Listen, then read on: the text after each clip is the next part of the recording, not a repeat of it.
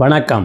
Singapore, Japan ஆகிய நாடுகளுக்கு 4 நாட்கள் அரசு முறை பயணமாக மேற்கொண்ட முதல்வர் 1.5 லட்சம் கோடி ரூபாய் மதிப்பான புரிந்துணர்வு ஒப்பந்தங்களையும் 2.5 லட்சம் கோடி ரூபாய் மதிப்புள்ள முதலீட்டு திட்டங்களையும் பெற்று சாதனை படைத்துள்ளார். இதன் மூலம் 29-30 நிதியாண்டிற்குள் 1 லட்சம் கோடி ரூபாய் பொருளாதாரத்தை அடைவதற்கான முயற்சியை அவர் முன்னெடுத்துள்ளார். நம் முதல்வர் யாருன்னு சொல்லலையே. ஏன்னா நம்ம முதல்வர் தான் முன்னாடி எல்லா இடத்தையும் போயிட்டு வந்துட்டாரே.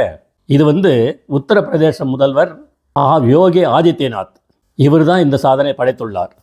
பேச்சின் முடிவில் உத்தரப்பிரதேச அரசு சிங்கப்பூரிடையே 60,000 கோடி ரூபாய் மதிப்பிலான புரிந்துணர்வு ஒப்பந்தத்தில் கையெழுத்தாகியுள்ளன.